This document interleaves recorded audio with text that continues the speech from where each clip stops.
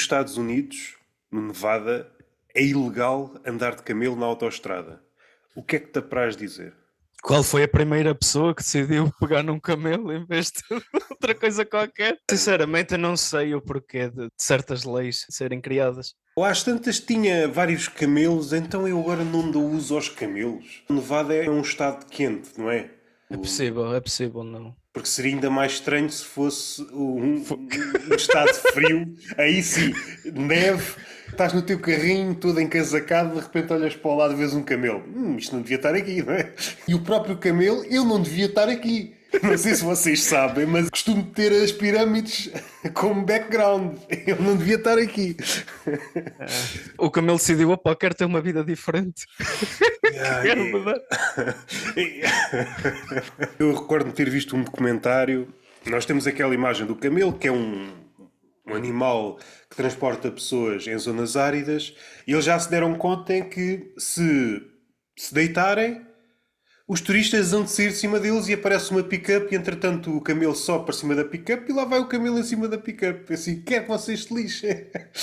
Uma coisa era na altura em que não havia carros. Ok, tínhamos de levar com isto, mas vocês já criaram carros, pá. Não se ponham em cima de nós. No Texas é ilegal vender olhos de porco para uso humano. A questão é, qual é o uso que os humanos dão aos olhos de porco? Se for para comer, porque há gente que come tudo, não comia, mas certamente há pessoas a gostar disso. Agora, se for para experiências, porque há tráfico de órgãos. É. Eu estou a imaginar uma espécie de traficante de órgãos. Eu tenho aqui um negócio para ti. Eu vou-te tirar o olho, isto vai-te doer, mas em compensação tenho aqui um de porco. Eu não sou como esses que andam aí, te rasgam numa banheira e não te dão substituição. Isso podia ter sido tão bem um sketch dos Godfrey ou dos Monty Python. Tão bem de ambos. Houve aqui uma espécie de comércio de olhos de porco. O lado ainda mais engraçado é que é no Texas, o faroeste, onde é tudo permitido, quase. Ter tigres no quintal, ok. Ter um armamento que faz inveja ao exército português, ok. Vender olhos de porco, isso já é demais. Já estás aí longe demais. Tipo, agora olhos de porco. Epá, não, calma. Calma aí contigo.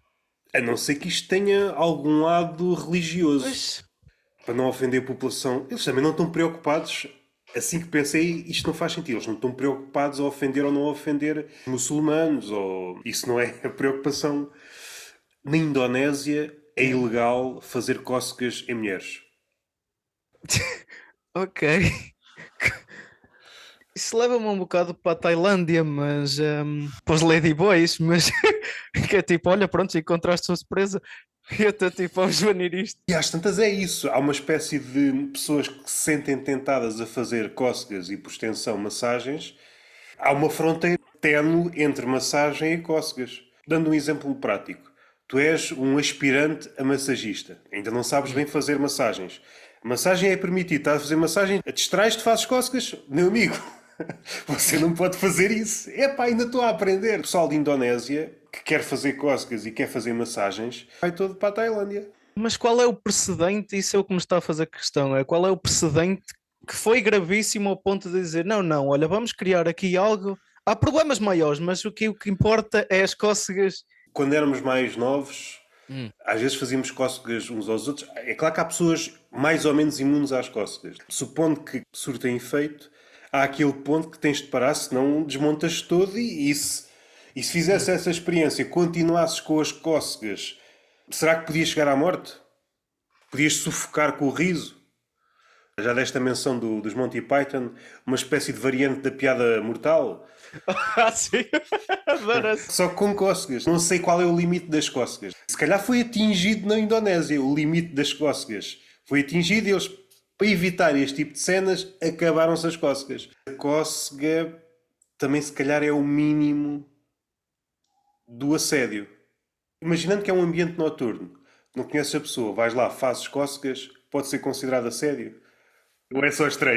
Tu disseste isso e eu associei logo para tipo um assalto também, que era tipo... Assaltar com cócegas.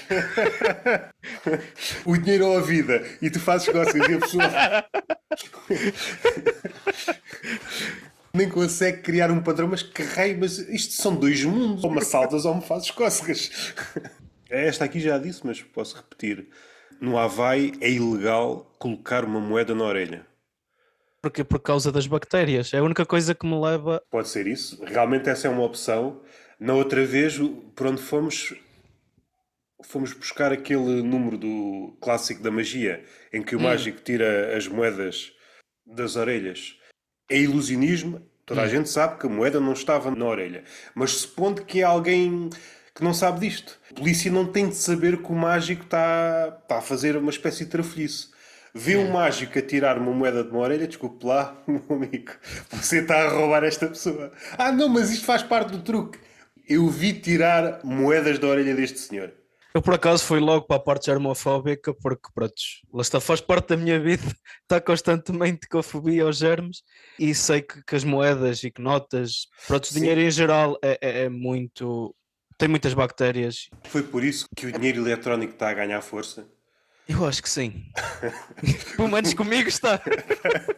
Não é tanto para um controlo, mas para a ver se os germes desaparecem. Na questão da troca de dinheiro. Sim, é mesmo que agora com o contactless, que é só clicar, é tipo, cada vez menos tens que clicar nas teclas para meter o PIN, cada vez menos. Portanto, acho que vai nesse rumo. Eu vejo sempre um lado negativo. Aqueles tempos em que, por exemplo, ias ao guarda-roupa, sacavas um casaco, punhas a mão no bolso e encontravas uma nota perdida, esses tempos vão acabar. Vais encontrar um cartão?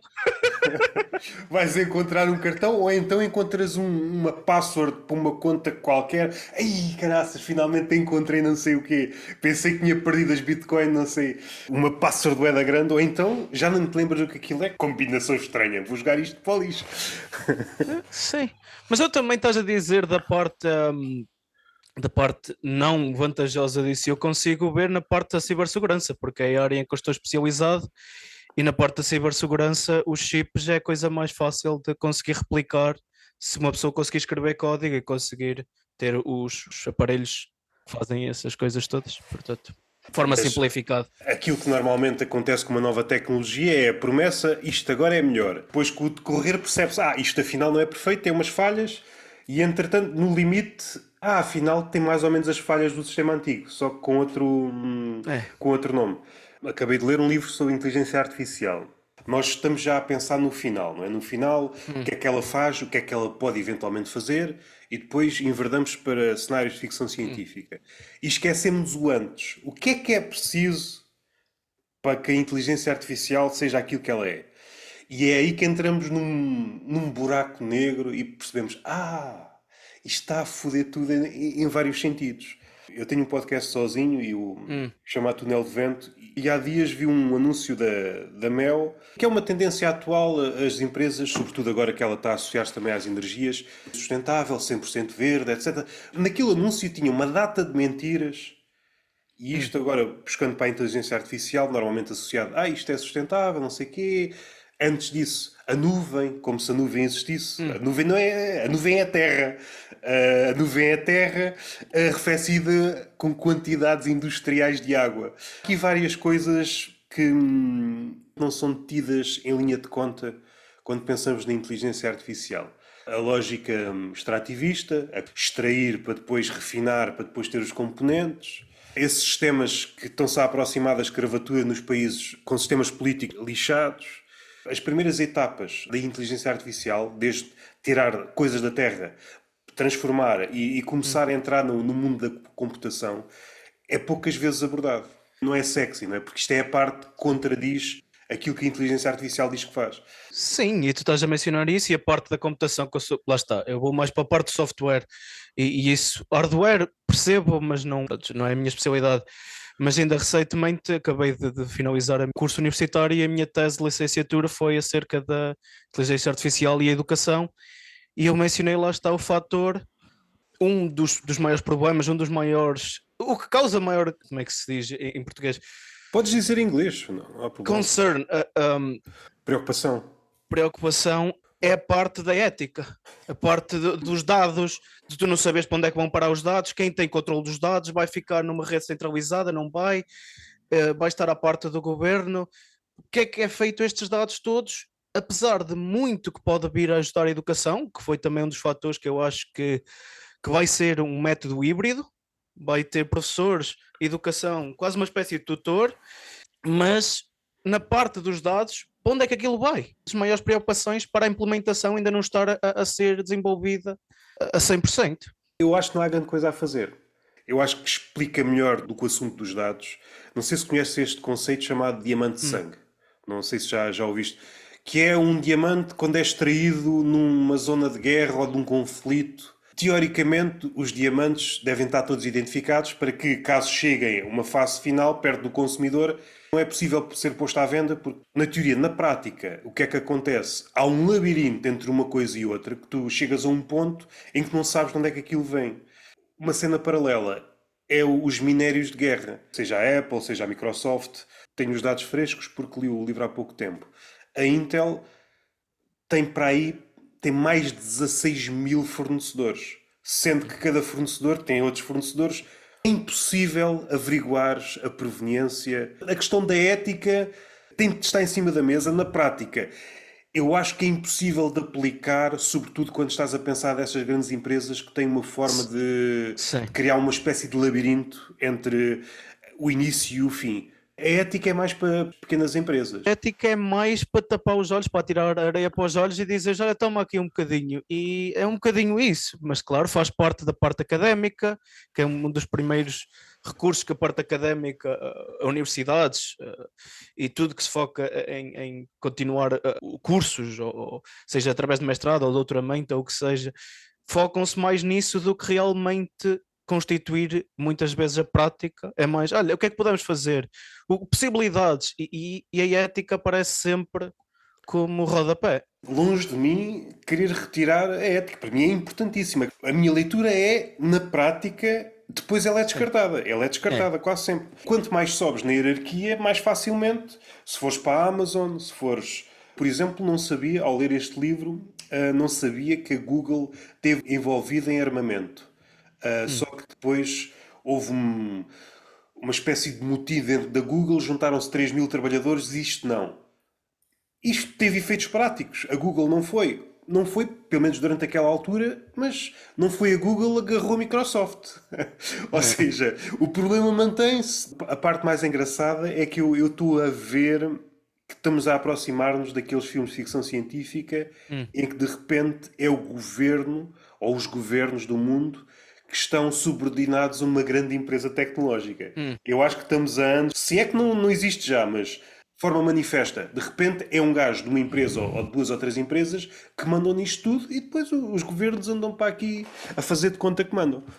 Mas eu sigo muito da política americana e tu consegues já ver isso, consegues ver o quão isso existe, principalmente o facto do TikTok e de tudo que gerou no... A questão do TikTok ali não é se a aplicação é útil ou não, é simplesmente temos direitos de percentagem nesta companhia, não temos, então isto não é para estar aqui, o que não faz sentido. E depois é o outro lado de, pelo menos uma das alegações que eu já vi, eles estão a tirar dados. Como se do outro lado não tivessem a fazer. A questão é, pá, estes gajos estão a tirar dados, deviam ser os nossos dados. É mais isto. É mais isto. Vocês não tirem os dados dos nossos americanos. Nós queremos esses dados.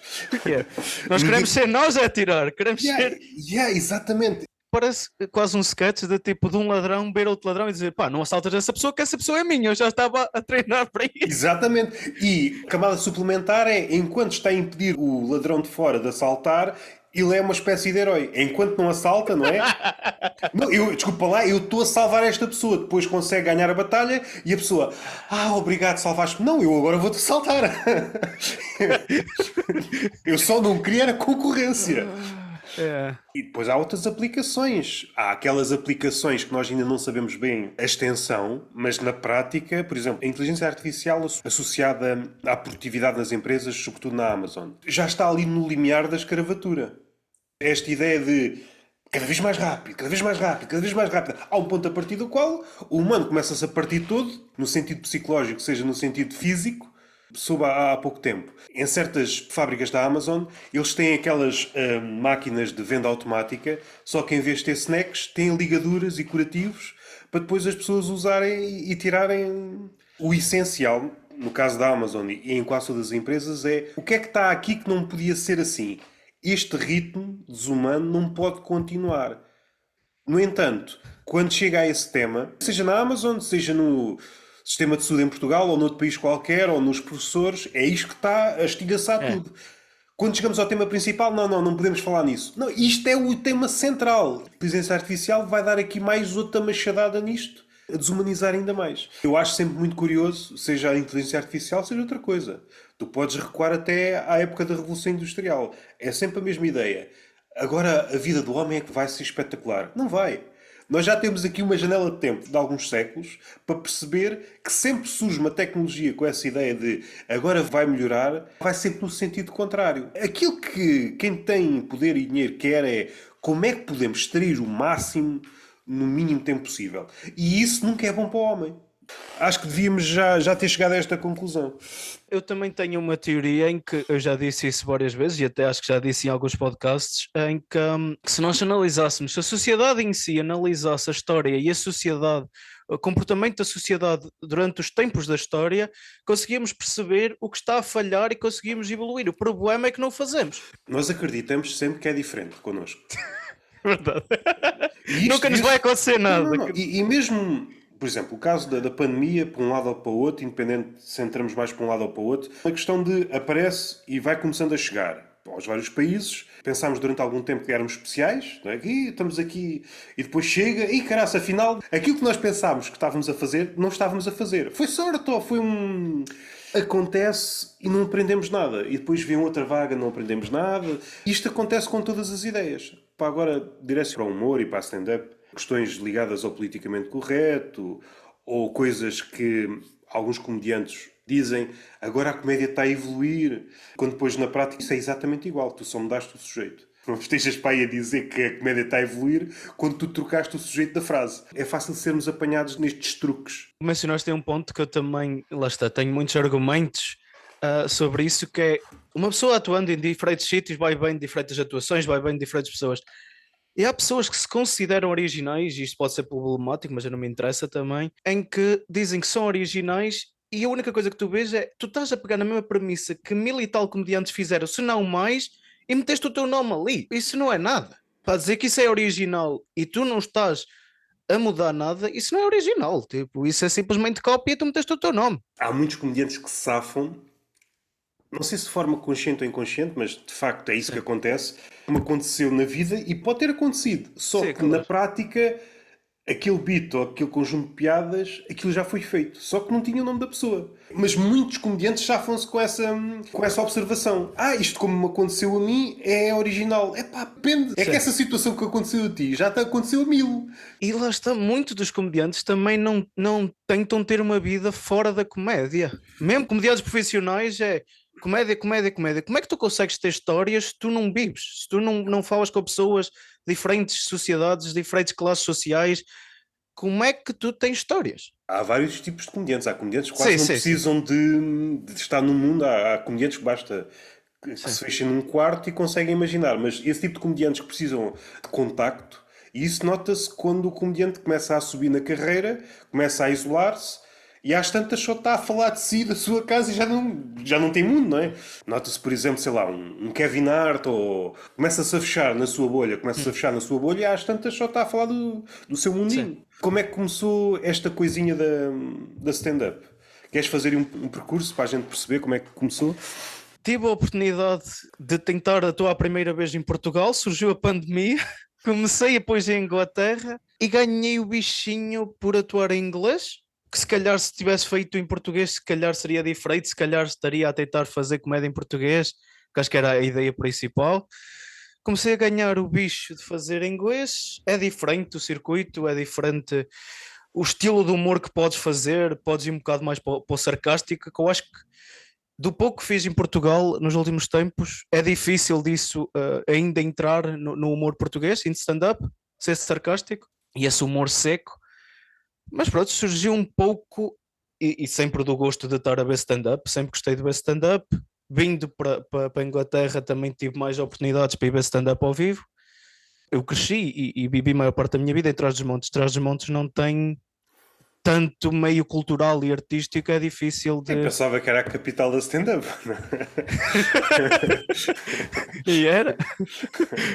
Partindo do Porto, o círculo está a crescer. Existe um que está a tentar fazer em Guimarães, está a começar a tentar fazer em Faf, já fiz por Guimarães também, dessa pessoa. E sim, e estou a tentar fazer, mas ainda não é aquela coisa nas festas da vila, ou da aldeia ou qualquer coisa, e isso não é bem, Sim, não vamos dizer que não é bem. já fizeste algo do género nestas festinhas? E, Fiz um festival na minha terra. e qual é a experiência? Foi que as pessoas não têm noção de como organizar as coisas, então deixaram um bar aberto na outra ponta, o pessoal estava no bar aberto e tinhas 4 ou 5 pessoas à frente do palco a tentar perceber. Tu dizes, ok, isto não faz sentido nenhum. Primeiro é espaços abertos, o que já por si só tem tudo para correr mal. E depois as pessoas não têm noção do que é preciso para o stand-up. O registro dito normal, aquilo que eu tenho visto é o pior sítio em festas populares. Melhor, por exemplo, num festival, mas normalmente costuma funcionar a interação com o público. Se o comediante vai lá com o textozinho, neste tipo de ambientes é muito difícil funcionar. Mais dispersão, rapidamente, como tu disseste, a pessoa até pode estar ali um bocadinho, mas ok, está ali bebida ali atrás, eu já venho. Mas, por exemplo, na minha terra, que faz parte pronto, de Ribeira Pena, do Conselho de Ribeira Pena, as pessoas ainda não estão tão educadas também nem o que é stand-up, nem o que é interação em stand-up. Por isso era tudo Sim. muito estranho, aquela coisa de, pá, vou tentar interagir. Eles é tipo, o que é isto? Estamos a tentar ver. Muitos deles eu sei que foram ver porque eu estava lá e diziam, oh, conheço aquela pessoa, é daqui, conheço, vou ver. Mas não sabiam muito bem o que é que vinha dali. Era tipo, deixa ver o que é que isto é. Foi um bocadinho isso. E isto é sempre complicado, é pôr em poucas palavras. Vais dizendo Sim. e a gente depois anda aqui à volta. Diferenças assim entre a comédia em Portugal e as comédias que vês em Inglaterra. Ver depende de ver e estar a atuar na mesma noite, ou ir ver só por ver e pronto, já é um espetáculo mais elaborado. Espetáculos mais elaborados, nota-se que as pessoas que vão já têm um conhecimento maior e que pode existir maior, muita diversidade. Já fui ver um pouco de tudo e há comediantes que em Portugal nunca na vida se iriam dar, pessoalmente para já, destes inícios. Posso dar um exemplo, Ross Noble, não sei se conheces. É um comediante muito para o abstrato, para o humor abstrato, e então joga muito na coisa de criar histórias abstratas, de criar tipo histórias em que ele tenta participar com o público, mas ao mesmo tempo continua naquele registro de vamos continuar nisto surreal. E isso, por exemplo, para Portugal, acho que está longe de acontecer. Acho que o próximo a acontecer é um grande amigo meu e a pessoa que, pronto, que me deu também o teu contacto para falar contigo foi o Pedro Mata, que está a tentar fazer algo nesse género mais surreal, um bocadito. O Pedro Mata é um desses exemplos, é um bom comediante. Quanto mais estranho é o tema e a piada, ele sabe que vai perder público porque são 10 milhões. À medida que vais refinando as referências, a tua forma, tu às tantas estás a atuar só para 30 pessoas. Por exemplo, na Inglaterra, sim, mas nos Estados Unidos pode haver um comediante muito estranho, mas tem sempre público. Aqueles que têm, à exceção de um ou de outro caso, aqueles que têm realmente sucesso, são sempre comediantes generalistas. Não, e aqui existe um bocadinho isso. Já vão aparecendo. Deste o exemplo do Pedro Mata, mas há aí mais de 4, 5. Sim. Mas é difícil, É ainda difícil, continua, sim. é muito difícil. A comédia em si eu acho que é difícil as pessoas conseguirem o público. É aquilo que estás a dizer, diminuir o nicho que tu consegues alcançar ainda é mais difícil. Funciona razoavelmente, talvez no Porto e em Lisboa, mas tu sais desses dois centros, ninguém te percebe o que é que vais fazer, se é isso que tu gostas, arranjas uma situação intermédia, vais criando isso e ao lado vais criando coisas que, se a noite não estiver para aí virada, ok, não gosto tanto, mas tenho isto aqui porque também preciso que o público... Quando estás a começar, não é? Quando estás a começar, não te podes dar ao luxo. É aquilo que estás a dizer, vais percebendo de maneiras, porque, por exemplo, eu sei que se eu for fazer espetáculos por Europa toda, ou mesmo fora da Europa, fora do Reino Unido em específico, que tenho que ir mais para contar histórias do que one-liners, ou algo do género, que é aquilo que eu mais costumo fazer. Eu atualmente, os meus sets, as minhas performances, é muito mais... Lá está, ir em volta disso que eu estava a dizer, do Ross Noble, que é contar histórias abstratas, mas também ser simples para as pessoas perceberem o contexto, de dizer, olha, é isto é fácil de perceber, e ok, tenho aqui um bocadinho abstrato, surreal, mas vamos voltar outra vez ao básico e tentar jogar com isso. Tem que uma agravante, se for em ambiente bar. Não sei se sentes isso, por exemplo, quando estás a atuar em Inglaterra. por vezes há pequenas distrações, pode ser o suficiente para uma piada não bater, Sim. ou se há esse respeito, a tradição é maior. Depende dos sítios que eu, por exemplo, atuei muito tempo e ainda estou cá em Portsmouth, vou mudar para Londres agora, vou tentar, pronto, ir para os big shots, tentar a sorte num meio muito maior, mas em Portsmouth muitas das vezes ia atuar e as pessoas olhavam para mim a pensar o que é isto, porque é que este gajo está aqui a fazer, não percebo isto, faz algo simples enquanto piadas sobre pilas e sexo, em vez disso tudo complicado estás para aí a fazer. Depende dos públicos. Então, isso é mais ou menos a nossa realidade portuguesa, não é? Exatamente. Quando tu te afastas dos centros, no caso de Inglaterra, estamos a pensar em Londres, que outras cidades é que podem ombrear com Londres? Em termos Manchester, Manchester, Liverpool, ok, Yorkshire, a parte de Yorkshire, York também já está a começar ok. a criar qualquer coisa, mas é geralmente isso: Manchester, Liverpool, York, um bocadito, por aquilo que sei, ainda nunca lá fui atuar, e Londres é o centro de tudo. Quando te afastas do centro, também acontece nos Estados Unidos. Tu vês um documentário, quando há um comediante que passa por um sítio, de vez em quando também tem assim umas reações desse género. Só que em Portugal, como isto é muito mais recente, a probabilidade disso acontecer é muito maior. É um país pequeno, porque eu ainda há pouco tempo estava a falar isso com os meus pais e muitas vezes estou a falar sobre, pronto, a desabafar um bocado sobre o meio, sobre as coisas que acontecem aqui, apesar deles não terem, pronto, conhecimento nenhum do que se passa, mas dá para desabafar, dá para falar, dá para tirar algum, pronto, peso das costas, como se costuma dizer. E eu dizia pronto, que às vezes via os solos e o pessoal que anuncia solos em Portugal, é um mês e meio e tu fazes tudo. Aqui tu podes estar um ano e tal, nos Estados Unidos, se calhar 4 ou 5 anos a fazer a mesma coisa. É uma realidade diferente. Há alguns agora que se atiram, salvo erro, espero não me estar a enganar, mas a maior tour foi feita pelo Gilmário Vemba, que teve datas que nunca mais acabam. Acho que foi para aí um ano. De repente podes também começar a cansar o público, como o público é curto. E também não tens grandes passos para dizer assim: olha, vou ir aqui a este espaço, vou ir aquele. Se estiveres já num grande nível, também já não te compensa fazer espaços com uma certa lotação, né? Se não às tantas já não. Mais vale fazer se calhar menos. Se calhar um grande espaço, 4 ou 5 vezes nesse espaço, do que andar a. Como fazem os maiores em Portugal. Se for preciso 5 num grande espaço, depois as cidades à volta não fazem. Não são escolhas. A nível de referências, já deste uma, o Ross Noble, tem que ver que não conheço, pelo menos assim de repente não estou a ver quem é. É alguém mais ou menos novo, já está cá há uns tempos.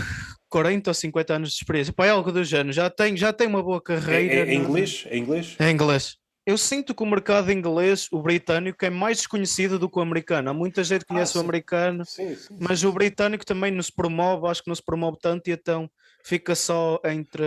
Se calhar ali na altura das sitcoms, nós Sim, é um bocadinho. consumíamos alguma coisa.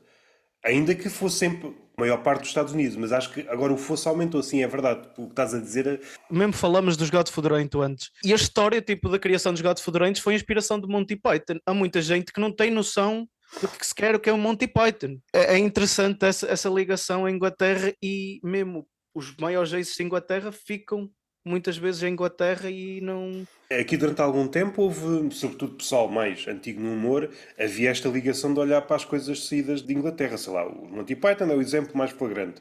Os Big Train, muitas séries de sketches, a principal fonte de inspiração era o que saía de Inglaterra. Uma atitude snob em relação ao que saía dos Estados Unidos. Eu acho que isso agora já não existe muito. Os nomes em inglês, o Jimmy Carr. Já nem sabes bem se ele é de Inglaterra, se está nos Estados Unidos. É uma figura que transcendeu. Sim. Estando aqui, sabes que é do Reino Unido. Quando pensas nele, tu não pensas nele como estando em Inglaterra. Tens o Daniel Sloss também. Sim. Eu quando penso no Sloss nunca penso que ele é daí. Esta t-shirt que eu tenho aqui é de uma das minhas comunidades favoritas, que é Flow and Joe, que é basicamente comédia, música e comédia. Esse nome não me é estranho. Eu já devo ter visto qualquer coisa no YouTube. Eu gosto mais de comédia que vai um bocado para o surreal, portanto tento isso sempre quando vou ver qualquer coisa ou tenho como exemplo, gosto mais desse surreal ao pessoal de one-liners. É uma coisa eu não consigo fazer, decorar tanta one-liner, e admiro quem faça um espetáculo de 1 hora inteira só sobre isso. A falar de referências, interrompido, o que é que já deste algumas? Ou olhar para esse tipo de comediante, é isto que eu um dia gostava de fazer, ou isto inspira-me de alguma forma. Que nomes é que punhas nesse saco? Também tenho algumas americanas, ou parte americana, que consumo também imenso. Dimitri Martin é um deles, porque eu adoro aquela comédia que tu dizes assim, aquilo estava lá, aquilo é básico, mas é cerebral. Eu gosto desse... Falaste de one-liners, atualmente parece-me, não quero estar aqui enganado, mas para mim é capaz de, não digo o melhor, mas certamente um dos melhores a fazer esse. Para mim, o Jimmy Carr está-se a tornar cansativo. Para mim, eu prefiro muito mais o Dimitri Martin do que o Jimmy Carr, atualmente. Bem, eu não consegui ver o último especial porque eu comecei a ver e eu digo, não, isto é muito semelhante àquilo que eu faço, eu não consigo, não vou ter que parar de ver. Eu também parei, não por saber que as piadas que tu fazes, mas eu já vi coisas muito parecidas ali logo ao início, assim.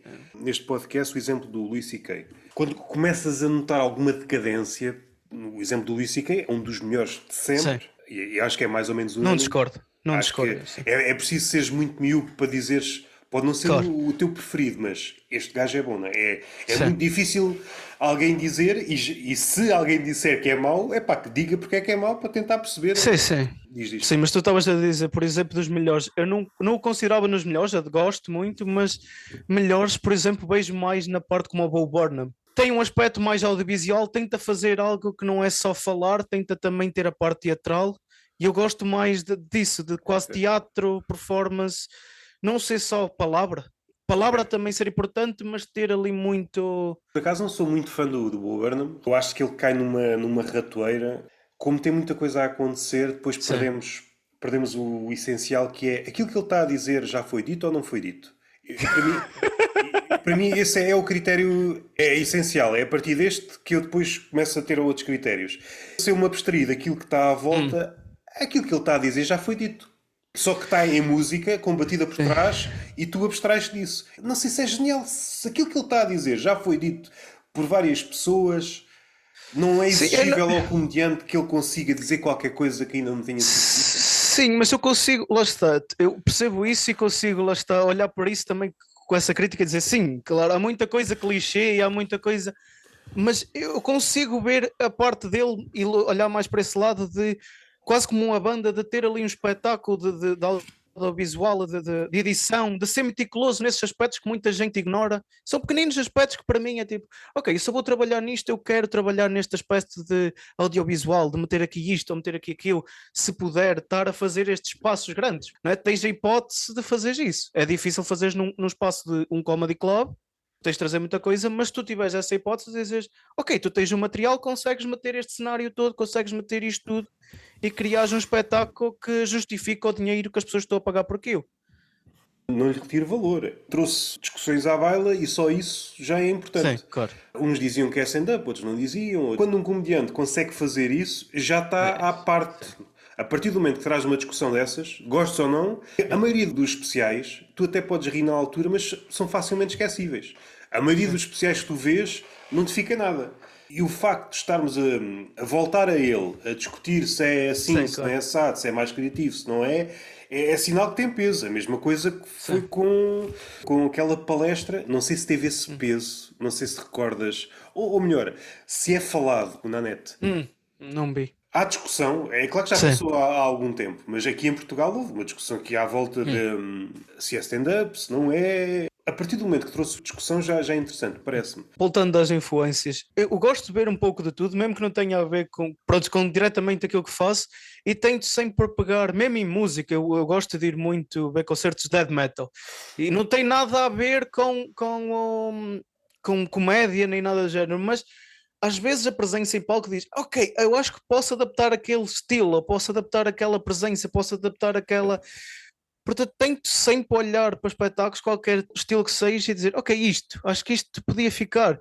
Ainda há pouco tempo, não sei se conheces uma banda, Dragon Force, Esse nome não é estranho, apesar de não ser consumidor, mas esse nome não é estranho. e eles basicamente meteram um cenário incrível, que tinham máquinas tipo de arcade e não sei o quê, tipo, tudo em palco, e tu dizes, isto justificou só esta banda sozinha, justificou as 30 libras ou 40 euros, o equivalente, que eu paguei por ver dois headliners e uma banda que abriu para eles, os dois.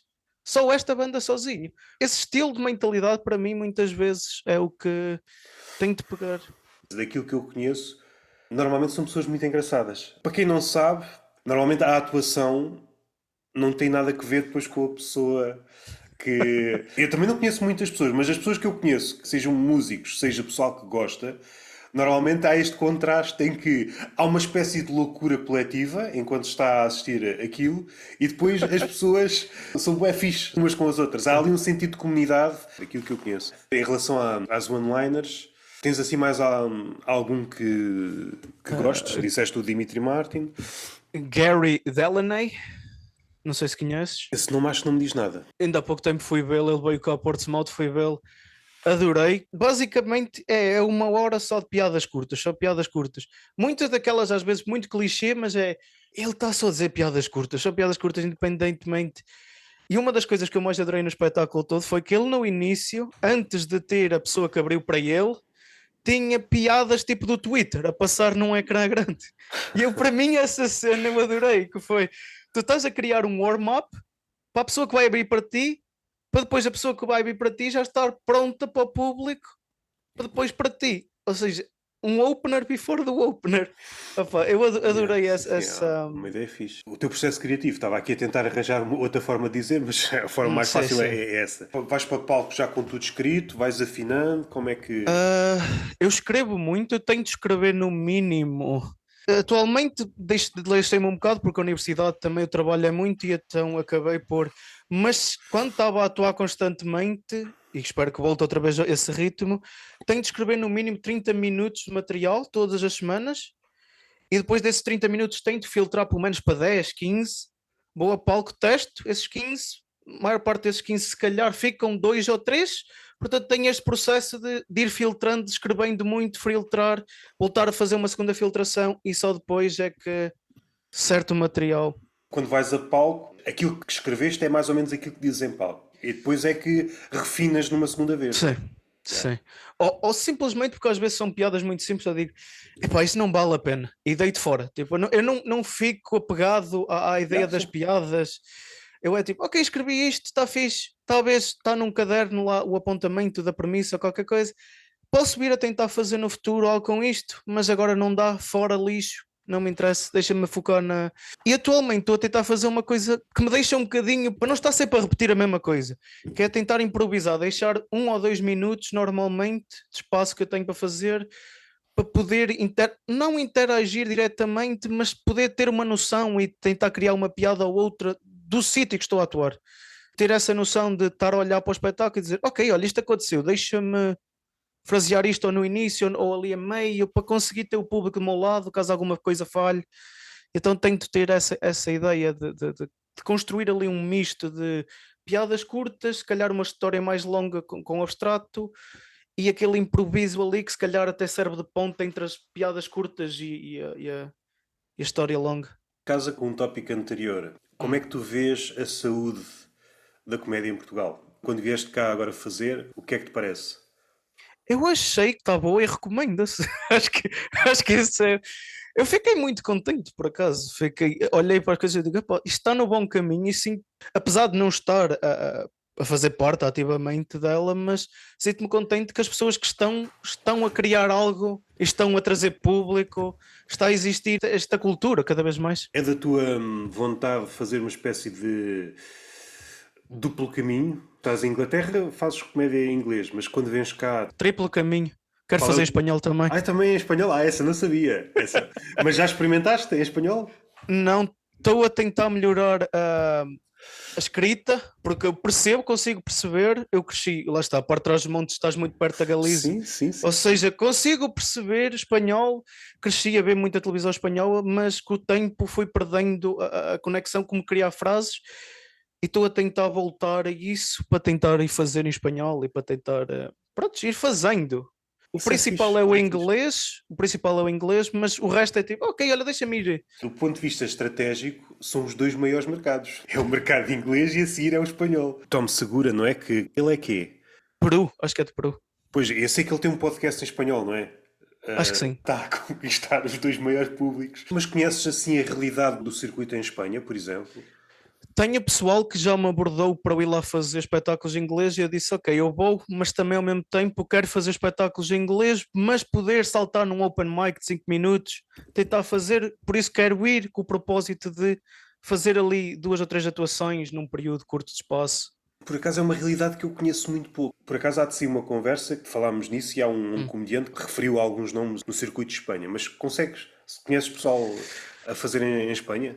Conheço esta pessoa que me abordou e lá está, e falho no nome porque eu tipo, pronto, tenho lá no Instagram e é tipo, ok, é esta pessoa e eu sou muito mau a memorizar nomes, mas fora disso, não tenho muito conhecimento, simplesmente foi aquela pessoa, de vez em quando vou bem de uma outra coisa que ele mete, mas pronto, ficou por aí, é simplesmente a ideia de fazer espanhol.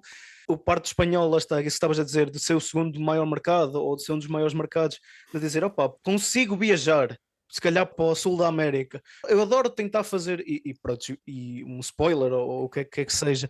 O meu YouTube é muito de viagens também, tento muito focar em viagens. E eu, quando vou atuar, também quero ter esse propósito de, olha, vou visitar isto, vou. O sul da América fascina-me um bocado também, portanto, poder fazer stand-up em espanhol e viajar aquela parte é interessante. Nessas duas línguas, ou nestas três, português, espanhol e inglês, tu podes ir quase para todo o lado e atuar em todo o lado. Só assim para a Ásia é que. Sim, Sim, mas também sim. tem o inglês, o mercado inglês, sim. Sim, sim, sim. Na Ásia, em alguns países, o problema pode ser é a nível de leis. A nível de leis começa a ser um bocado restritivo. Naqueles países mais para a ditadura, ou mesmo ditadura, aí já tens de pensar de outra Sim, forma. eu sei, por exemplo, de pessoal amigo que faz comédia profissional há 30 anos ou mais cá e muitas vezes vão atuar à China, por isso já existe espaços próprios para isso em inglês. Yeah. Eu acho que o inglês está cada vez mais a ter lugar de, mesmo em Portugal, tens o Porto Sim. começa a ter um bocadinho, Lisboa já tem muita coisa, Madrid e Barcelona, por exemplo, sei que, por aquilo que sei, porque ele me foi dito, que há noites de inglês todos os dias da semana, o que é fantástico. Espanha não é conhecida por ter pessoal que fala inglês. Portanto, o facto de teres noites de inglês todos os dias é fantástico. Mas será que isso é mesmo verdade ou é a nossa percepção? Essa é a percepção, né? Esse é o lugar comum. O espanhol não sabe, Hum. sabe espanhol e não sabe mais nada. Acho que não é o não sabe, é simplesmente, por exemplo, se viste a televisão espanhola, os filmes Sim. que se passou supostamente são em inglês, está tudo dobrado para espanhol.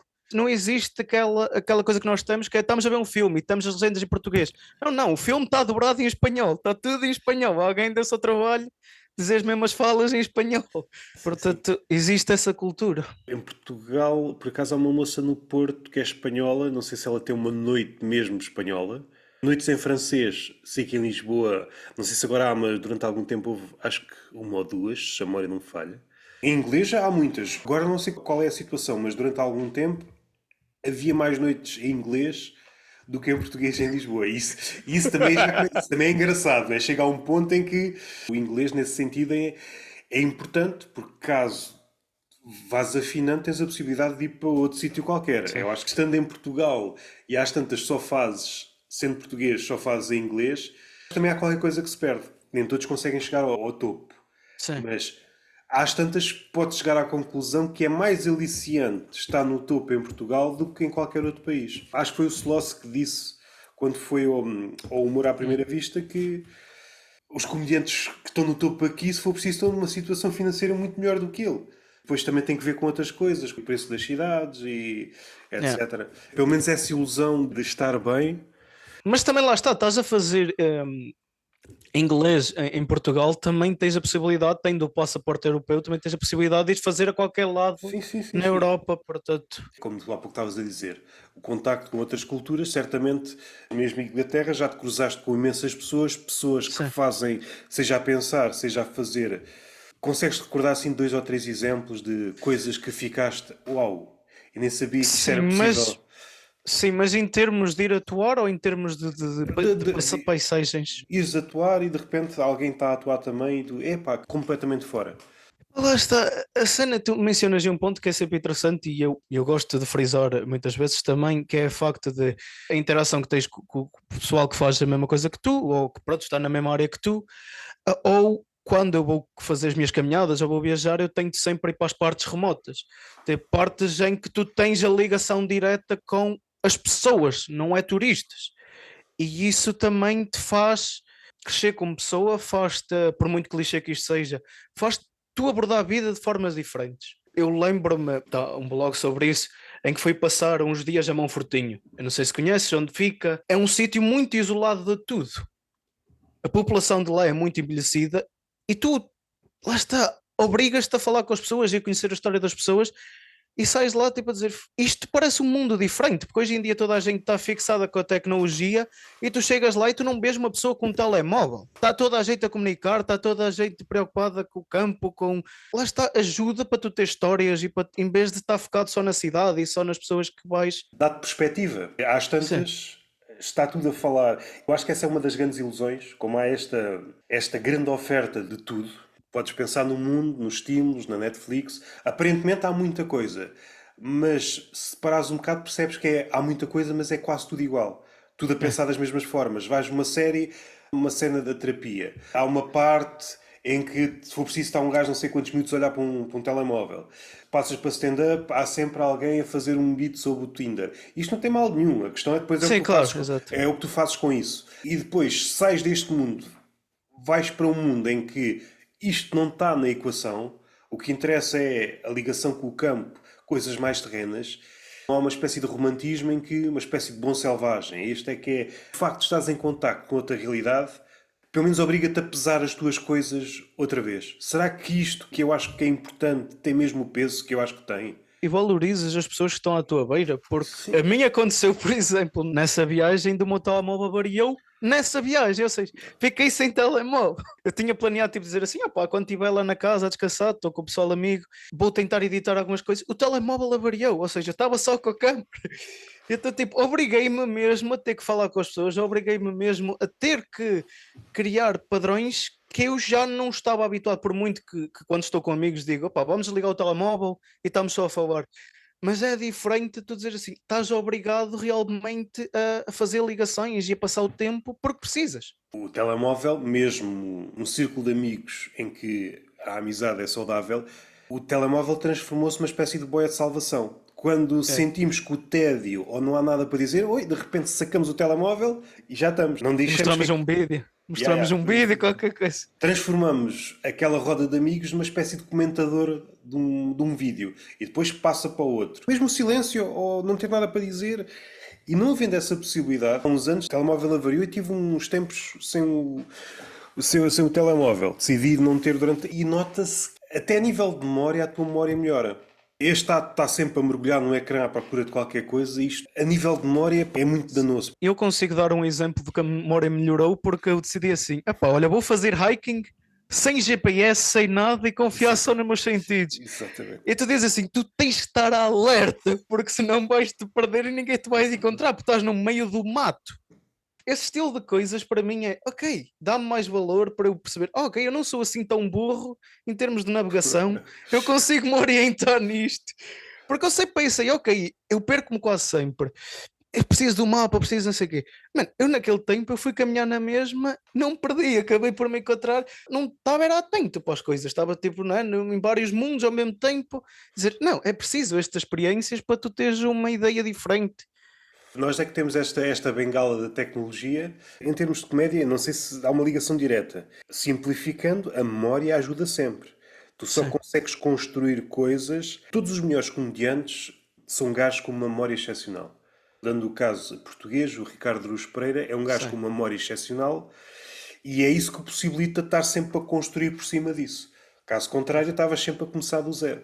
Uma das coisas que define os nossos tempos são as cabeças que não agarram nada. Nós, como estamos sempre a saltar de coisa em coisa, a nossa cabeça não está para aí virada. O que ainda é preciso saber? Nós vamos ao Google Sim, e sim, sim. não fica nada. Mas eu acho que é por isso, e voltando lá está às caminhadas, que eu adoro fazer caminhadas, adoro pronto, ir nesse mundo em que eu digo assim: olha, agora o telemóvel está na mochila, só para caso de Mas emergências. a nível de pensamento cómico, ajuda também a pensar? Vais só mais Ajuda, para espairecer. ajuda a criar, a espairecer ideias, porque eu acho que todos os comediantes são pessoas que pensam muito sobre tudo e mais alguma coisa. E às vezes é preciso. Há pessoas que dizem, pá, a meditação ajuda. Eu, para mim, ajuda-me a caminhar e fazer 10 Yeah. km, 12, 15, 20, o que seja, ajuda-me, porque naquele momento em que eu estou a caminhar, o meu cérebro parece que está desligado, que está tipo, ok, desligou, e é tipo, ok, isto é bom para também depois dizer, olha, ok, vi até, ou aquilo até me aconteceu, ou vi aquilo, pá, ok, escreve aí, mas não estou constantemente a pensar Acho que a maior parte das piadas que eu escrevi, ou percentagem de coisas que eu falo no meu stand-up, aconteceu de eu ir caminhar, vejo qualquer coisa, eu ponho no telemóvel e depois digo: olha, vou tentar criar sobre isto. Porque as coisas acontecem não por eu estar à procura delas, mas simplesmente todo nada vejo uma situação bizarra acontecer e tu dizes: não, isto é demasiado bizarro para eu não falar sobre isto. E encontra-se dentro da comédia que o pessoal fica assim: isto aconteceu mesmo ou não aconteceu? E deixa aquela narrativa. E eu tipo, pronto, ainda bem que existe essa narrativa, mas aconteceu. Há coisas. Eu posso dar um exemplo que eu já tentei escrever sobre isso, só que pronto, ainda não consegui. Eu vi dois mendigos a borrar de uma ponta à outra de uma estrada a dizer adoro-te e não sei o quê. E tu dizes assim, mano, estas pessoas ainda não descobriram o telefone. E foi o meu pensamento. E eu digo, mano, eu quero escrever qualquer coisa à volta disto, porque isto é demasiado engraçado, não acontece todos os dias e quase passa por uma história criada, fictícia. Mas adoram-se, mas não a ponto de irem ter com o outro, não é? Adoro, mas deixa-me estar aqui no meu canto porque tu és o mendigo. Eu sei que sou um mendigo, mas eu não quero estar nas tuas imediações. A minha reputação, eu não sei se tu és mais mendigo que eu. Eu não quero ser visto perto de ti. Adoro-te à distância. É, um bocadinho isso. Esse estilo de coisas acontece-me sempre. De eu ir caminhar, estou a aliviar a cabeça e sempre cenas já aconteceu que tu dizes assim: epá, isto é impossível ignorar. Eu vou ter que escrever no telemóvel e depois pego nisto mais tarde. Ou... Eu também sou partidário da caminhada. Também há coisas que vêm ter comigo e depois posso ou Sim, não pensar nelas de forma humorística. Mas no meu caso funciona mais no esvaziamento da cabeça. Nós estamos sempre ocupados yeah, com pequenas. sim, Nem estou a pensar em coisas de comédia, estou preocupações da vida, né? sim, Não sei o sim, quê, sim, pagar sim. aquilo, não sei o quê, ter que ir não sei onde. Merdinhas que ocupam a cabeça. E quando estou a caminhar, se caminhar durante algum tempo, essas coisas vão à sua vida e a partir daí sou perseguido por várias ideias, mas eu normalmente dou ouvidos àquelas ideias que faço conta que elas não existem, volto a ser atormentado por ela. E se essa ideia regressa muitas vezes, epá, então tenho que fazer alguma coisa com esta ideia. Hum, E caminhar normalmente ajuda-me, clarifica. E isto, seja para comediantes, seja para filósofos. sim. Há vários filósofos, o Kant ou outros conhecidos, onde eles pensavam era a caminhar. Esta libertação de, ok, merdas que não interessam, há um ponto a partir do qual só estás a caminhar. Sim, sim. Tu és só um ponto na paisagem. Exato. O momento crucial é quando tu te das conta, não dando grande peso, mas quando te das conta de coisas que sempre estiveram ao teu alcance, mas nunca prestaste atenção. Coisas mínimas. E olha como é que as folhas fazem este movimento com o vento. É verdade, este velho passa sempre aqui a esta hora. Yeah, tu agora estás-me a fazer lembrar de um pensamento que eu tive cada vez que vejo pássaros, que é tipo, agora percebo o porquê dos aviões serem feitos da forma que é, aerodinâmico. E tipo, estão a ter noções de física e essas coisas todas, e Exato. é tipo, é tão bonito, tipo, essa coisa, tu dizes, ok, já percebi a inspiração para os aviões, para a parte física da forma como está construída. Tu só precisas de ver. A visão também engana. Mas muita coisa chega a ti só pela visão. Aqui num centro comercial, aqui perto da minha casa, de vez em quando vou para lá ou a escrever ou vou ler um bocado e aparecem lá uns.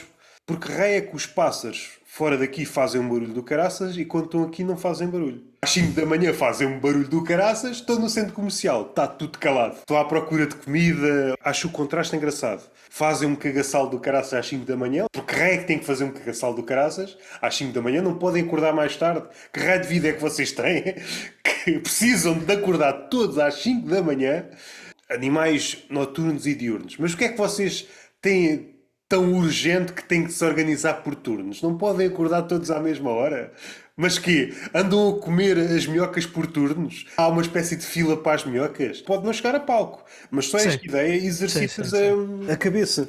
O que é que tens visto ultimamente assim de comédia? Seja séries, seja especiais, seja ao vivo, coisas que tenhas gostado de ver. Ao vivo, lá está, vejo muitos comediantes novos que são interessantes, mas lá está, vamos a ver no que dá. Tipo, muitos deles, eu já passei pela fase de muitos deles, tu vês a começar, mas depois não têm a capacidade para aguentar aquilo que stand-up exige, por muito engraçados que seja. Portanto, há muita gente engraçada no circuito, é porreiro ver isso. Há muita gente, principalmente aqui, a tentar cenas novas. Ainda tenho, dou-me bem com uma pessoa que ainda está nos primeiros 4 ou 5 atuações, que naquilo que ele está a fazer, eu acho que nunca vi ninguém a tentar juntar tudo, música, magia, atuação mesmo pura de stand-up. Ele está a tentar combinar tudo num só. Está engraçado essa essa dinâmica.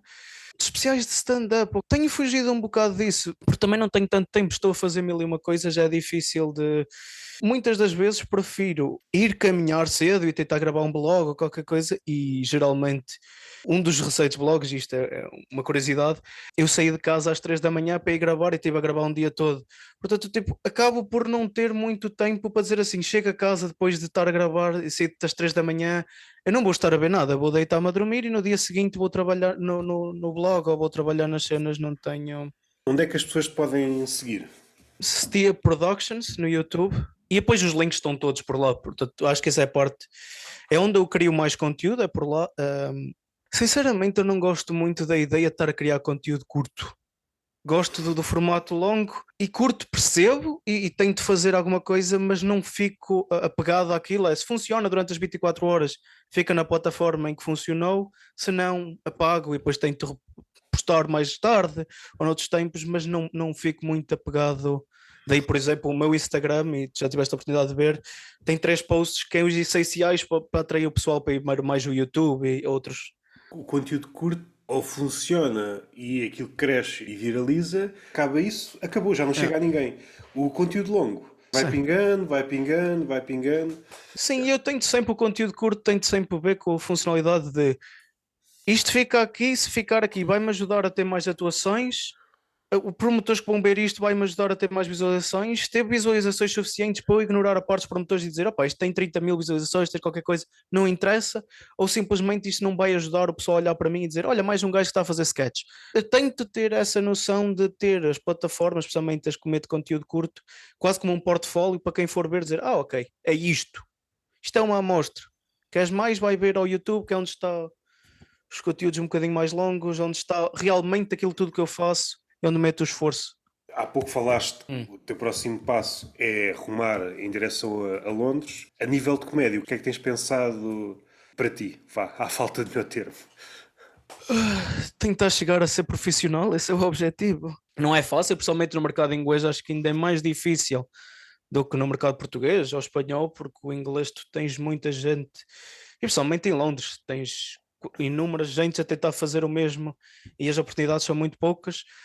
Tens oportunidades, mas para essas mesmas oportunidades tens inúmeras de gente a mandar candidaturas para atuar, acaba por ser difícil.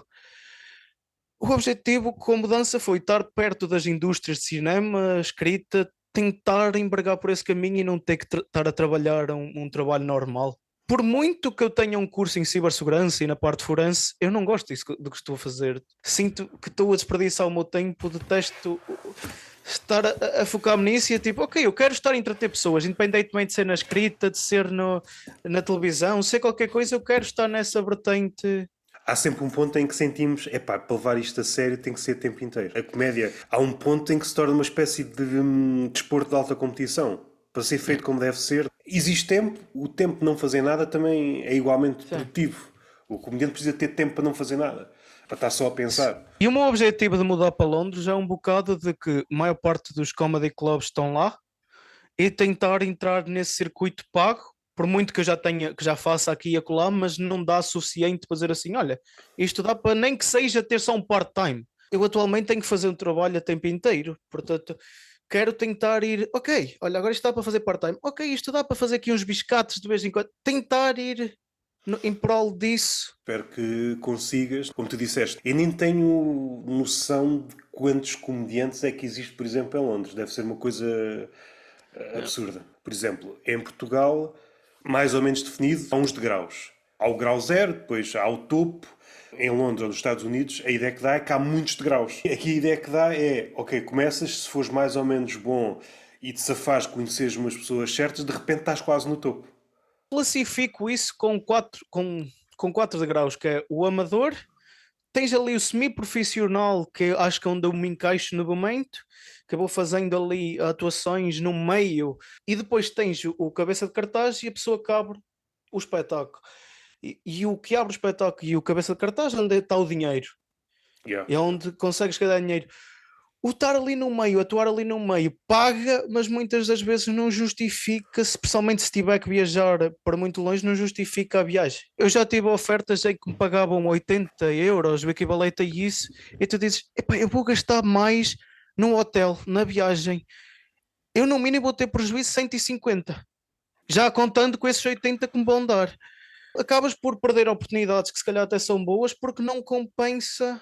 Também por força de sermos menos em Portugal. Caso haja possibilidade, o percurso é mais rápido. Nos Estados Unidos há aquelas histórias e comediantes mesmo muito bons estão a fazer stand-up há 20 anos, mesmo muito bons.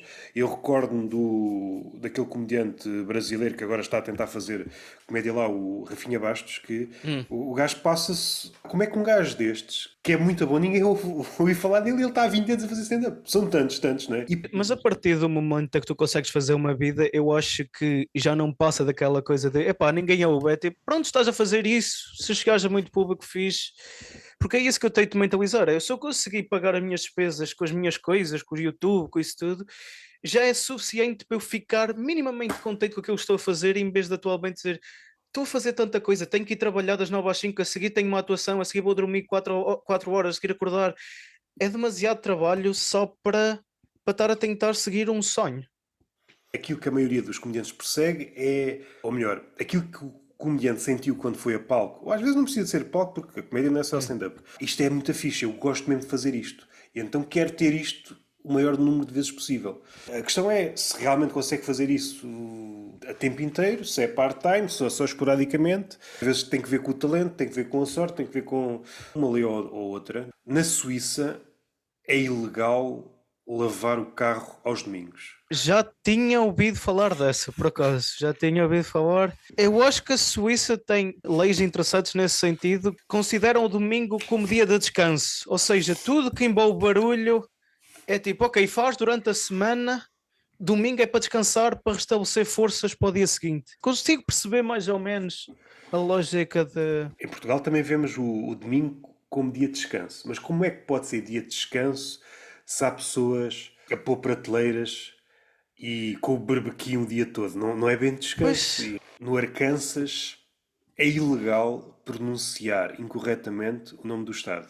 Neste caso, Arkansas. O sotaque não deve ser este. Ou seja, eu estaria já fora da lei se dissesse Arkansas. opá, simplesmente não dizes o sítio, dizes, olha, tipo naquele sítio, pronto. Depois as pessoas... Mas qual é a específica? Não sei, eu tenho medo, eu tenho medo. Supondo isto, tu até sabes pronunciar, mas eu se estiver nervoso vou pronunciar isto mal. Não me obriguem a pronunciar isto, pá. Mas onde é que estiveste? Epá, não me obriguem. Mas onde é que você está? Epá, isto é bué da chato. És mal intencionado, sabes que estás no Arkansas, perguntas indicações onde é que eu estou e a pessoa responde mal. Ah, apanhei-te, agora vou chamar a polícia. Porque você pronunciou. Pá, estavam desgraçados com a Inglaterra, que a maior parte dos sítios, que a maior parte do pessoal não sabe pronunciar, portanto... Epá, é porque mesmo Inglaterra, que é a Hungria, ou Gales, né? É o país de Gales que tem assim umas terras assim um bocado esquisitas e quase O país, impronunciáveis. o país de Gales eu sinto que foi basicamente a jogar Scrabble, que é tipo, olha, deixa eu ver quais são as letras, pronto, é isto. Um gajo que soltou um gato em cima do teclado, por onde ele passar, fica. E não há um critério. Será que as pessoas conseguem pronunciar o nome da localidade? Isso não é necessário. Tiras uma foto. Tiras uma... Nunca pensei a fundo nisso. Questões práticas. Onde é que tu estás? Epá, eu nem consigo pronunciar o sítio onde é que eu estou. Mas não consegues pronunciar. Ah, sabes, é que eu estou no país de Gales. Mas diz-me lá onde é que tu estás. Epá, não consigo pronunciar. Então não Muitas consigo... letras. Coisas práticas, sei lá, o carro avaria-se. Diga-me lá onde é que você está. Eu não consigo dizer onde é que eu estou. Não... Mandas as coordenadas para o WhatsApp. Mas imagina que é uma espécie de joguinho da empresa de reboques. Eu preciso da localização, mas eu não consigo pronunciar. Nós só saímos da oficina se você conseguir pronunciar. Mas isto é impronunciável. Você leu as letrinhas da cláusula? Nós só vamos ter consigo se você conseguir pronunciar. Epá, vou deixar o carro aqui. Vou a pé. Vou a pé. E assim nomes em Portugal. O que é que tu vês e o que é que te agrada? Não podes dizer Pedro Mata, porque sendo teu amigo é fácil, mas podes dizer, claro, podes dizer o Pedro Mata. Gosto imenso do conteúdo dele e daquilo que ele faz, por acaso. Muitas vezes discutimos ideias sobre como, ambos na minha parte como na dele, tipo, como conseguir melhorar certos componentes, tentar acrescentar certas componentes. É sempre fixe debater ideias. Portugal, pessoal novo também, que é interessante, que atuei, que é engraçado. Essa é que eu também não sei, não estou muito a par do que vai indo e do que. Agora fizeste uma boa questão. Se não souberes mais, diz o Pedro Mata e está bom, tá, é um bom nome. Aliás, eu gosto muito de falar com ele, já falei aqui com ele 3 vezes. Ia-te falar uma quarta se ele quiser. Gosto muito da cabeça dele.